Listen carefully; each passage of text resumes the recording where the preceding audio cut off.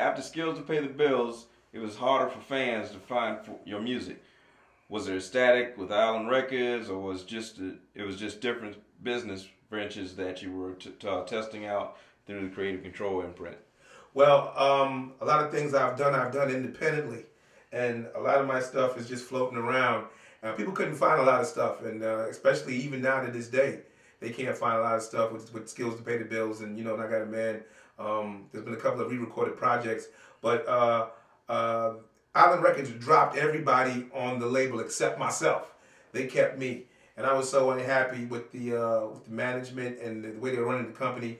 I asked to be released, and they gave me a release, and I went to go independently to pay them back any unrecouped funds and do my thing independently.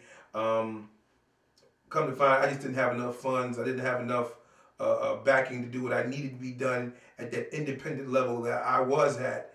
And I got frustrated, and I kind of walked away from the business for a little while. A lot of things I've done independently I've dropped and just tested the waters and just waited for that time for things to arise.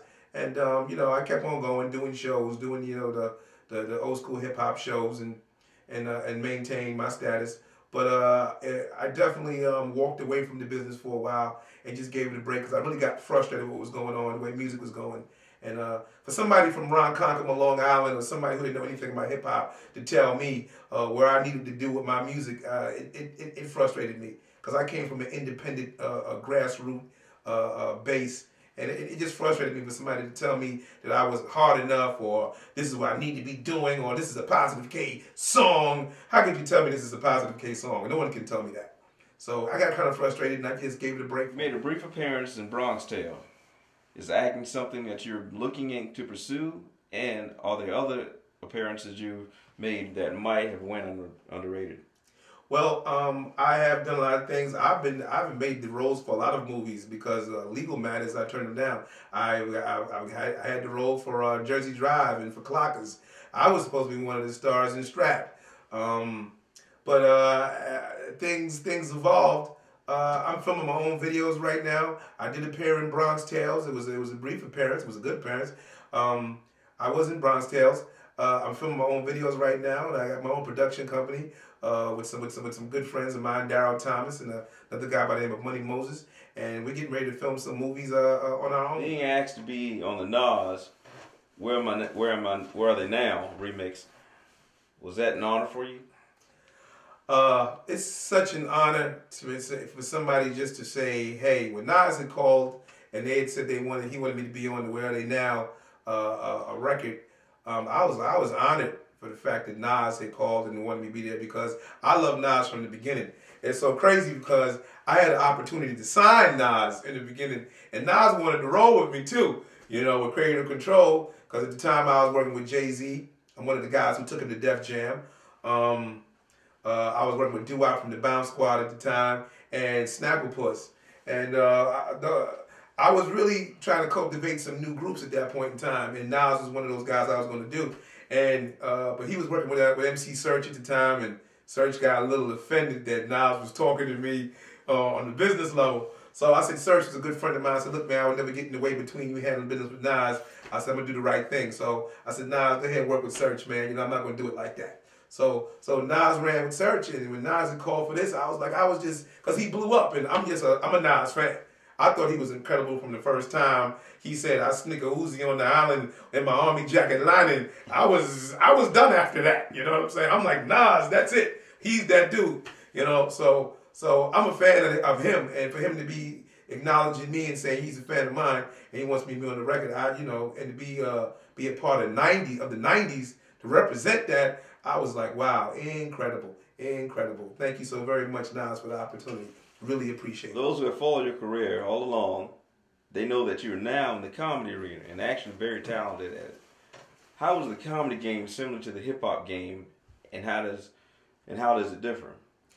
I'll tell you this. I am doing a little stand up now because I'm doing comedy, and it was a charge to me when I get on stage and somebody say, "Hey, the next comedian coming up," and I was like, "Oh my God, they called me a comedian." I mean, that's such an honor to be in a different genre of entertainment. MC Light is the one who really pushed me to do it.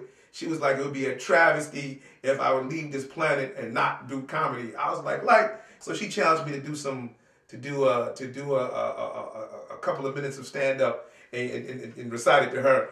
And after I started writing, I couldn't stop. So I started performing and doing comedy, and people have been taking to it very well.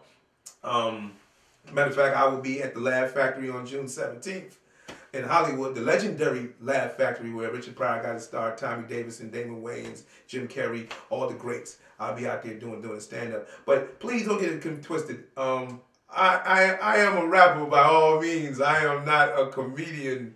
I'm a rapper doing some stand-up. If you call me a comedian, then thank you so very much. I appreciate the compliment. You know, but rap is my wife. Comedy is a little chick I just met on the side, but I think I love her. You know, but comedy is different from rap music. You know, you're not gonna have no beef out there, you know, in the comedy. You ain't gonna hear about Martin Lawrence and Michael Epps got into a shootout at the Comedy House. You ain't gonna hear that, you know. But it's a little bit of the same like rap music because comedians bite.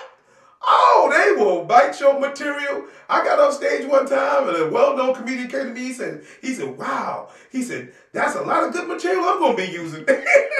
So I said, okay, great. So I knew I was on the right track. I love doing it. It gives me a lot of energy on stage. Like when I rap and I perform, I do a rap show. It's a lot of energy.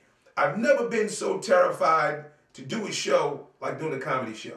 Because it's no music, it's no DJ, it's just you, the mic, and that crowd. And wow, what a rush. You know, that's like, it felt like the first time I did a show at the Latin Quarters. You know, I've never been so energized. But I love comedy, I love doing it, and I hope you guys see me again and do a lot of stuff with it. Being on stage for so many years, make it easy for you to control the crowd on the comedy stage. It's comedy side. I am a rapper by all means. I am not a comedian. I'm a rapper doing some stand-up. If you call me a comedian, then thank you so very much. I appreciate the compliment. You know, but rap is my wife. Comedy is a little chick I just met on the side, but I think I love her. You know, but comedy is different from rap music. You know, you're not going to have no beef out there, you know, in the comedy. You ain't going to hear about Martin Lawrence and Michael Epps got into a shootout at the Comedy House. You ain't going to hear that, you know. But it's a little bit of the same like rap music because comedians bite. Oh, they will bite your material. I got on stage one time and a well-known comedian came to me. He said, wow. He said, that's a lot of good material I'm going to be using. So I said, okay, great. So I knew I was on the right track. I love doing it. It gives me a lot of energy on stage. Like when I rap and I perform, I do a rap show. It's a lot of energy.